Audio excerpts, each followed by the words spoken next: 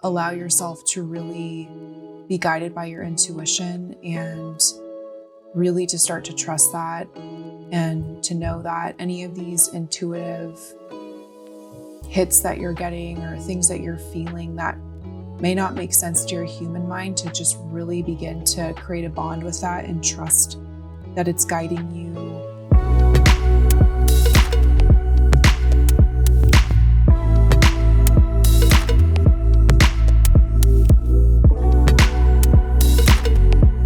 Welcome to Tapping In. I'm your host, Marisa Grieco, and today's guest is Mary Buckingham.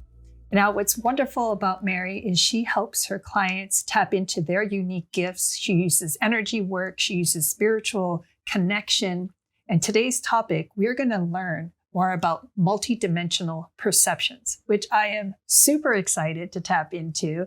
And I can't wait for you to kind of tell us all about it, Mary. Thank you so much for having me. This is a really exciting day and moment just to talk about this with someone who loves it. So it makes it exciting. Yeah, way more fun. So tell me, let's start from the beginning. Like, how did all of a sudden this start to happen for you? When I was young, I was really connected to the other side, and then life happens. And I kind of, not consciously, but it's like they kind of just went to the side. I was always intuitive and sensitive. But then around, I would say 10 years ago, it's like my soul started to awaken and my higher awareness started to turn on. And then a few years after that, I had a Kundalini experience in 2017. And I remember a platinum blue electric platinum white light shot up my spine. That was when I think what was already kind of alive in me started to magnify. But then a few years later, the volume went up way higher. I noticed that it wasn't just, okay, I'm not just psychic or medium or channeling transmissions. I really try to stay away from labels, which has been hard to navigate, because when it's really hard putting yourself out in the world, it's like people are being guests on podcasts. I can't tell you how many times people are like, so what is your label? And how do I even articulate what this ability is? And it has led me to more ancient esoteric practices.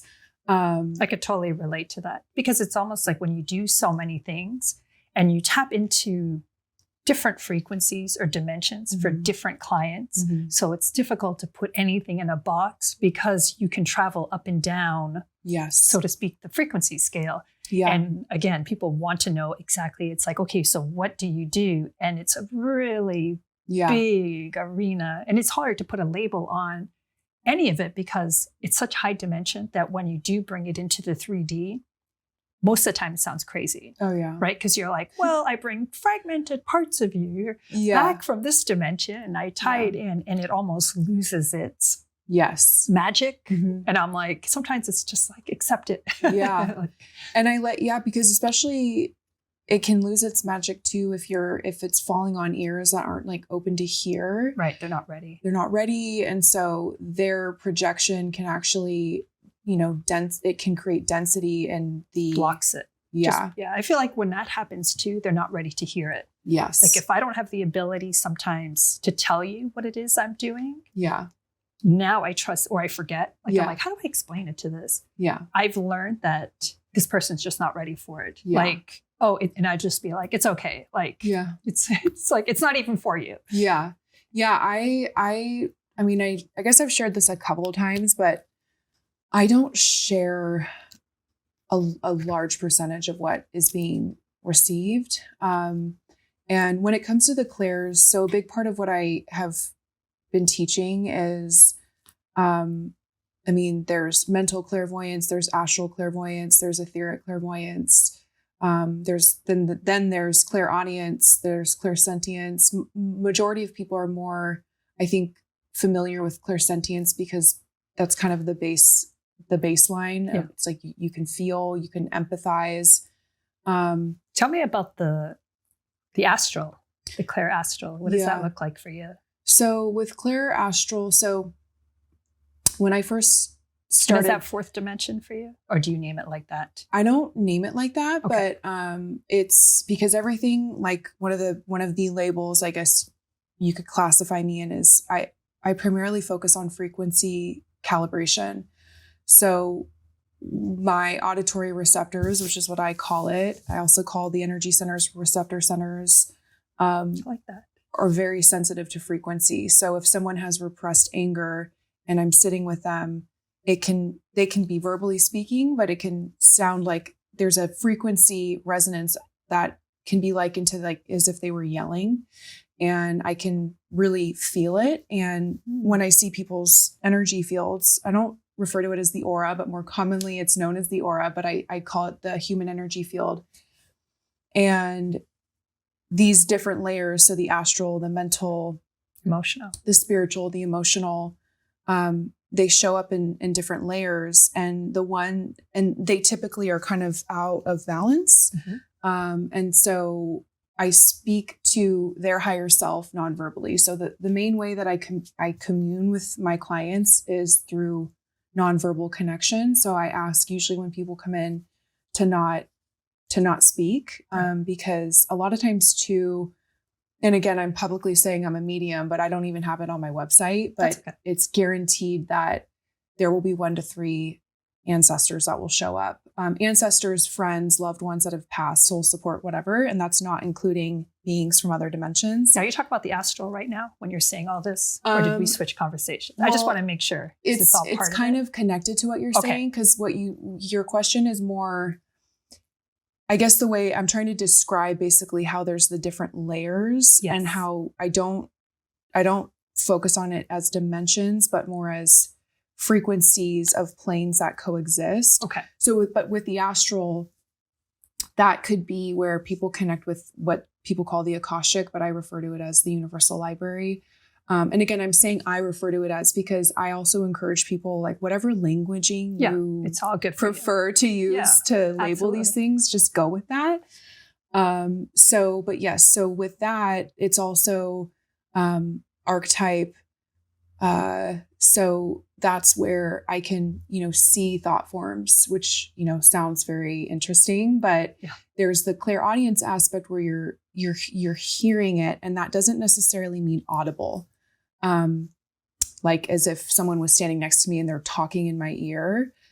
It's more that if I'm engaging with a client, it can almost look like a holographic script, and it will be repetitive beliefs, that then manifest as thought forms. And they can be verbally saying something, and yet their true nature is saying something else. Right. And it's usually begging for love through expressing suffering or something that they've never shared with anybody. There's a lot of that too. There's a lot of repressed energy.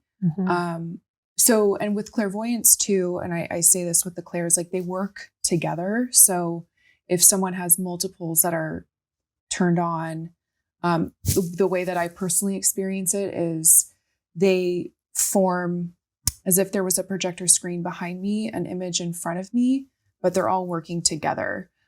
So it's not, I think where people may get misled or confused with these things is they think they hear something that someone says, oh, I heard a voice and it said to do this.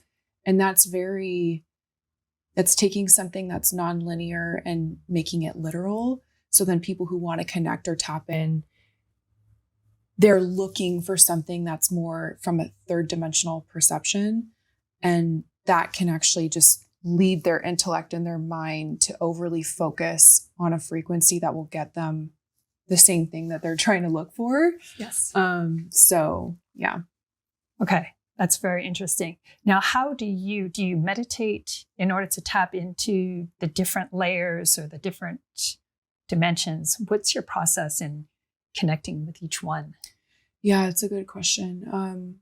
So I'd say when it's really automatic, so I don't have like a specific process. What about somebody starting out? Like if somebody was starting out and they kind of wanted to get a sense of what these different things felt like, would you have a tip for them or, you know? Yeah. I mean, I mean, I have a course for this, so it's very layered, but it's, I would say that if people can begin to try to be silent with themselves for longer than their ego or lower self, and I don't mean lower self to negate or villainize it, but longer than their human lower self would like, which is always longer. So I spend a lot of time in silence and a lot of time in solitude, a lot, like more than the average. And so a big part of my personal practice is what I also recommend, because if you spend enough time with yourself in silence, and with your internal world, you can start to understand what you're bringing to the world. Like, what kind of energy are you bringing to people when you hang out with them? What are you bringing to your family landscape? And that's not to say, I mean, some people have dysfunctional situations going on, lack of boundaries, codependency, all that stuff.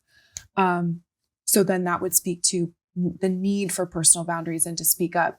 So I think that I just find that now we're living in a time where there's so much, obviously, overstimulation, distraction, and addiction. And it's addiction to non-physical things. So it's like technology.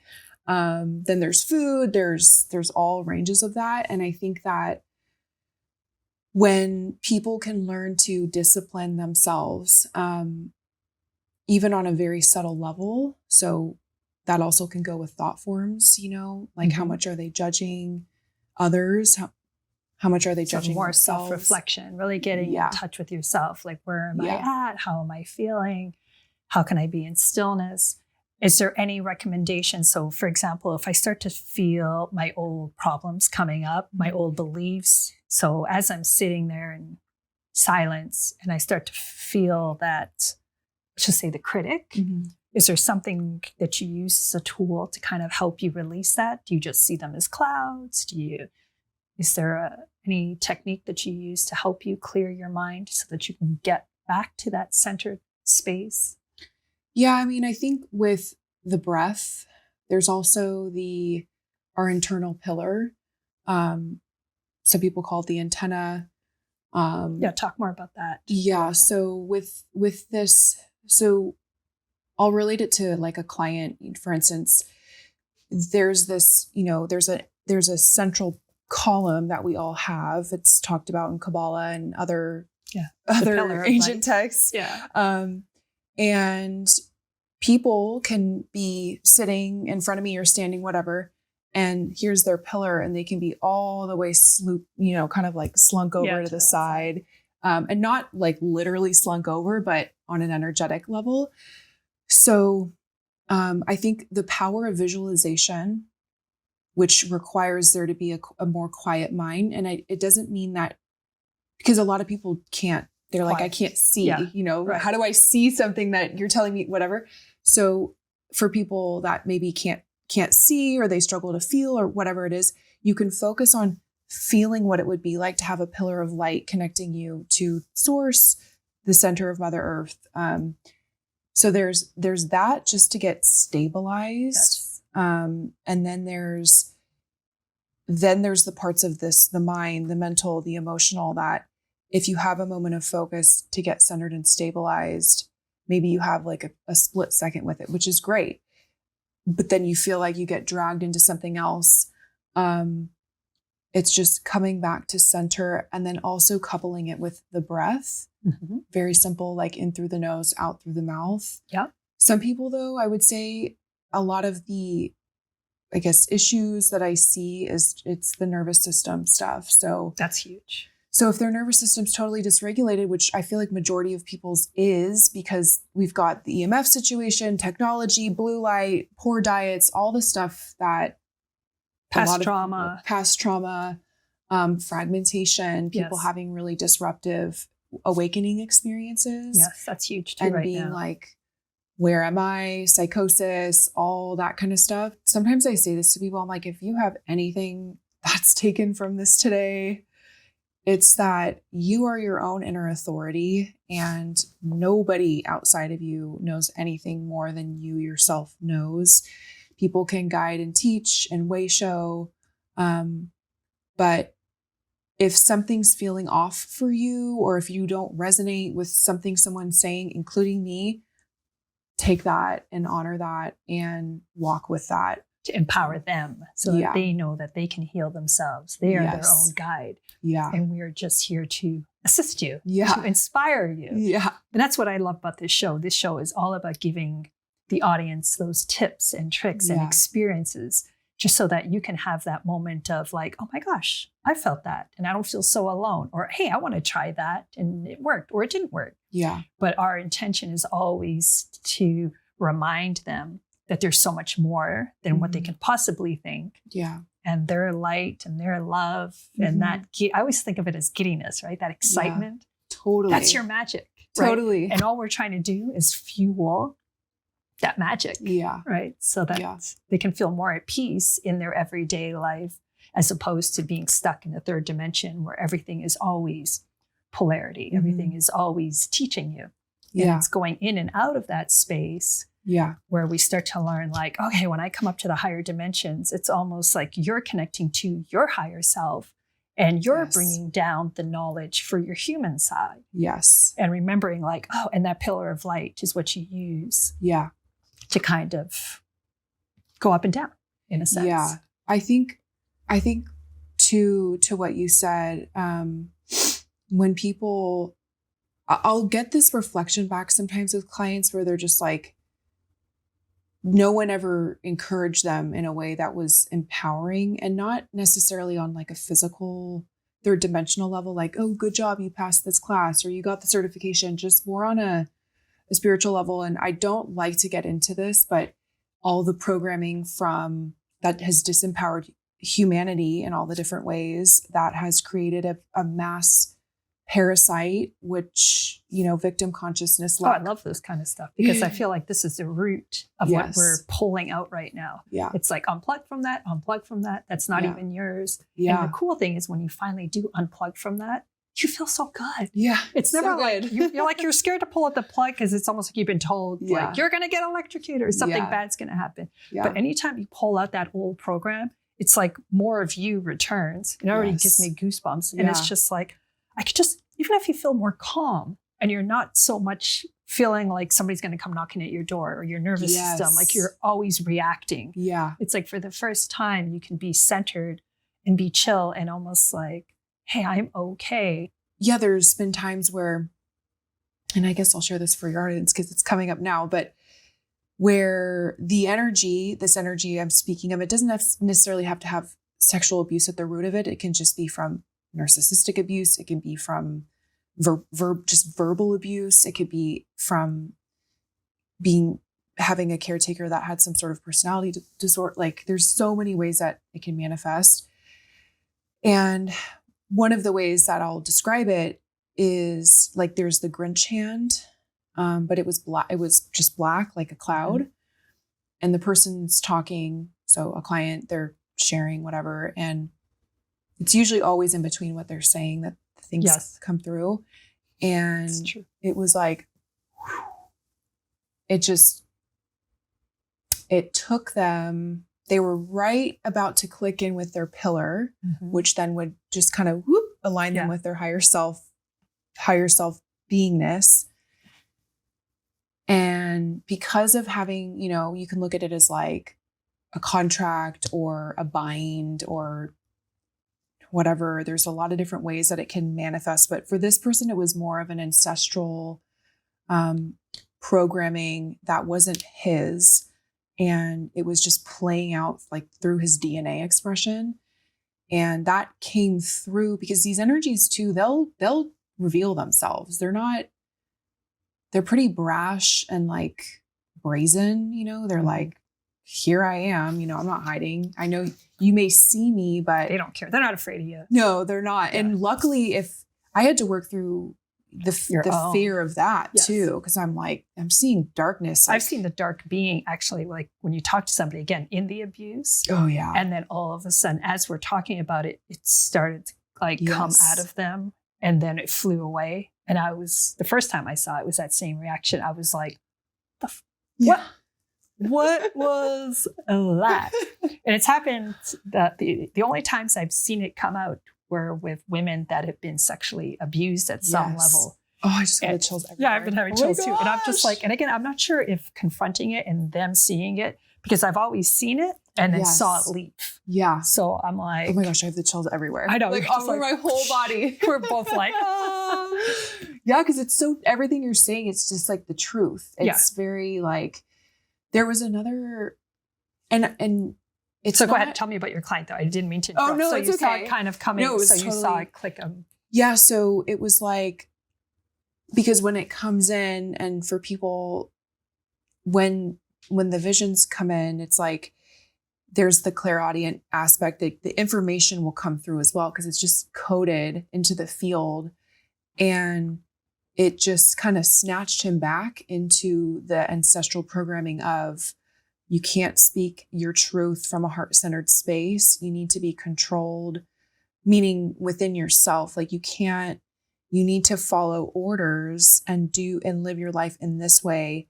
Cause he's in this phase of transition and like embodying his truth, which what he's doing right now is just not in alignment with it. But there's a lot of pressure and external stuff and influence.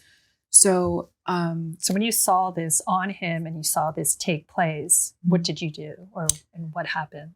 Yeah. So, and that's a good question too. Cause then I'm like sharing it on your podcast. We don't know who he is. But I take out my wand. But I didn't share it with him during the session. And this is important because there's, with this type of stuff too, over time, the reason why certain things are not shared as literally as they're being seen is because it's not even necessary. Even he would have been able to handle it and process it, but it was, so the way that I kind of do that is I speak to that aspect, because some people can say it's like archetypes of the subconscious that are coming forward, projecting from his inner being. And so I just spoke to what was being conveyed from the energy.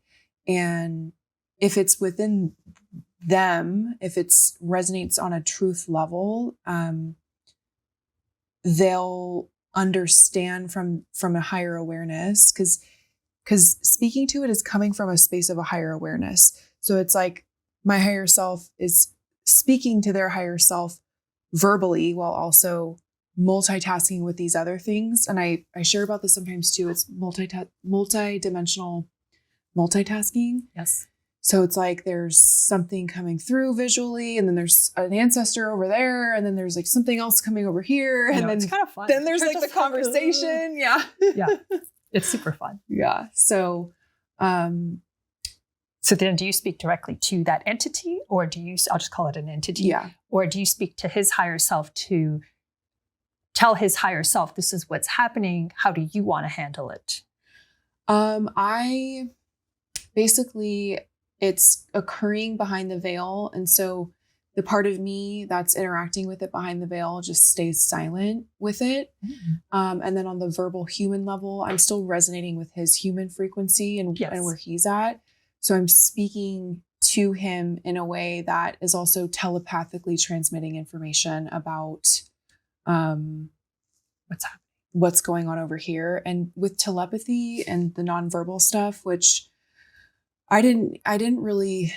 That's another whole thing, which is super. I know. I'm like, that's a whole other thing. I'm like taking a breath in and being like, where do I start with that? Yeah, that one's pretty cool too. Yeah. So, because I mean, even with all this stuff, especially as I've been behind the curtain for a long time. Like I've been working with people for one-on-one and in groups for years, but I'm very sensitive. So speaking in front of groups, putting yourself out there it's not very natural or easy for me. By the way, you were awesome at the Consciousness Expo. Thank you. You're so sweet. So, the fact that you're doing it still is such a good message, because you don't feel comfortable, but you're still doing it because what you were sharing is so important, and people are ready to hear it. It's not even that Yeah. they need to hear it. It's like they're ready to hear it. Yeah. I mean, I'll just say too, the reason why I think I'm kind of emerging now, and I'm definitely moving with the natural laws, because I can't rush it or force it, and I can't resist it anymore. I think for a long time, I was like, there was very old programming from many lives of all the stuff with that woman, like with the witch wound or whatever, like being sacrificed for what we were seeing and intuiting. But then also in this current life, there's a lot of judgment, and I feel I have 6 planets in Cancer, so I'm very sensitive, very, very sensitive. So I think putting myself out there was something before that I was nervous about because of judgment. What are people going to think? They're going to label me as crazy, all the things. So I just kind of did my work the way I've been doing it. And then it just kind of, it's like there's opportunities and people encouraging. And then also the spirit being like, it's really not about you. That's the biggest message right now. It is. I think every day it's just like, okay, yeah, sure, you feel blah, blah, blah. But the message isn't about you. It's coming through you, and you're a conduit. Yeah. And just let it come through you. And it's that trust that I feel like we've all been working with, where you're just like, move that ego aside and just let your truth unfold moment to moment. Yeah. Because when it does, it's so good. It's always so good, and it feels amazing. Yeah. Never comes out and you're just like, ugh, right? Yeah. It's always, half the time I don't even remember what I said. Yeah. I'm like, I might have to rewatch that and re-listen to it, because my human mind was really kicked to the side. Yeah. Oh, I get that all the time. That happened at the expo, actually, where the room, people were coming in, and luckily my higher self just took over, because I find, at least in the beginning too, when I was coming out more and doing more public stuff, I was mostly, it was like an overwhelm of the energy, especially if it's a full room. Yes. And you're just like, and then the energy's amped up, and then the third eye might kind of start to creak open a little bit. I don't need to see everybody's stuff. I don't need to see every single person. Yeah. So how did you deal with that? Like, how, as a sensitive woman, spiritual teacher, how did you create that boundary? It was interesting because, and I've had in these different, I was actually thinking about this the other day. I think the way that it occurs is kind of like what the question you had earlier around, like, what can help, what are tools that people can use who are listening to this? Like, literally, I think that this being in my resonating with my center column, and really just like feeling my heart and my shoulders and my nervous system, and just kind of stabilizing it. And when there's a room of like 50 or 100, or even if it's 10, even if it's 2, it's the same. I'm like, even if it's a full bunch of people, or if it's just 2, it's still going to be the same, which is odd if you think about that. But it's because you can't just zero into the one, and 2 people together still have so much energy. Yeah. And we can't keep adjusting your frequency to fit them, because it's you're split. Yeah. I think I just I've been going into it with like, okay, speak authentically, which is really all we have. It's like, if I try to be something I'm not, or if I try to say something from how it's been taught in other teachings or ancient texts or whatever, that's great for personal corroboration and study. That's true. But I find that if that just pulls me into that ego mind that's trying to be something, and I cannot do that, then what happens is, if I'm trying to be something, or I think even for me, it's actually editing a lot of what I would say, like pulling back a lot more, shrinking down, which I know a lot of women, especially, and men too, can relate to, is like maybe feeling like they have to dim themselves at times. Just to like make others comfortable, or maybe people aren't ready to hear all this really trippy stuff. Multidimensional. Yeah, totally. Yeah. So it's just like, I'm like, you know what? Be authentic. Not everyone's going to like you. Or it's not even that they're not going to like you. They might be freaked out, or they might have like a strong reaction. Now, does your work, when you're with your clients, do you get into telepathy or any of that kind of stuff? And then, So So when they come in, they know this usually before, because it's when you book, there's directions, but because I've had people come in and be like, I want to connect. They just sit down and right away they're spilling all the beans, and I want to connect with my grandpa, or my friend just passed away 2 weeks ago, whatever. And I let them know right away. That's only happened a couple times, but I say, just allow for us to be in silence together, and for me to listen to your human energy field. It's going to communicate to me, meaning your higher self, your soul essence, your support, your counsel, whatever it is that you have with you. And I'm going to listen to that and it can take anywhere from 7 to 13 minutes. So what I do is they come in, I glance into their eyes for just a second. It's not necessary, but I don't do a ton of eye contact, because it's the window to the soul. And sometimes when you're deeply gazing into somebody's eyes, it can be disruptive for them, because our eyes are emitting biophotons. It's interacting with our field. So if you are emitting a frequency, it can, bring life to things that maybe the person isn't ready for, or whatever. And I can get into that as well. But so then I'm listening, and then immediately I just start to translate. So one of the things too with a label for myself is like frequency translation, which it's not one you hear often. So people are like, what does that mean? But that's really where, let's say the consciousness of an ancestor comes in, and they come in, and there is not one single way that they come in that is similar or the same whatsoever in my experience. I also think too, with the mediumship aspect, with my higher self, it's valuable for me to convene so basically I'm connecting with my higher self, and it's the mediator with them. So they come to me. They don't say, okay, I want to connect with so-and-so. And then I'm like, okay, and I know there's mediums that do that. It's not the way that I've chosen to do that. And so with the telepathy, it's usually with the clairvoyance, the clairaudience, the clairsentience, there's the clair smelling. It's way more rare, but there's that as well. That I'm literally closing my eyes, and I'm like entering into this kind of room where I'm connecting with the information, and then I start to bring it through, and I'm not hanging on to what I'm saying. I'm not getting in the way of it. And usually too, when people first come in, just right away, there's almost like the initial imprint of all the information they'll need to know for that day. Right. Especially because you can't go that deep. Yeah. Right. Like you're getting the big download. It's like right. Yeah. You can only work certain layers at a time before. Oh yeah. And so it's like there's like this imprint, and then I see it, they sit down, and it's like reverse engineering whatever I can in that time. And it's just 7 to 13 minutes. I mean, it could be 2 minutes, but it never really goes beyond that. And I always know that that's enough within that time.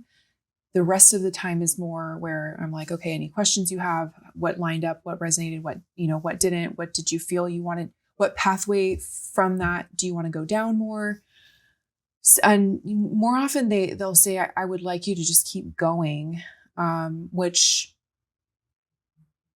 it usually then doesn't mean that I just then keep going into more information. If you wanted to give one seed of advice to our audience, what would that be? That you are your own authority, and that anything that's taking you out of really feeling that or knowing that or believing that, to just reflect on that or address it, and allow yourself to really be guided by your intuition, and really to start to trust that, and to know that any of these intuitive hits that you're getting or things that you're feeling that may not make sense to your human mind, to just really begin to create a bond with that and trust that it's guiding you in the right direction, because we fight that so much. So I would say that, and just to take everything, even that I said today, with a grain of salt. Your soul will take what resonated, and what didn't, it will leave. So yeah. I love that. Thank you so much for being on the show with us today. Thank you for having me. It was fun. I know. And thank you guys for tapping in. Until next time, peace out.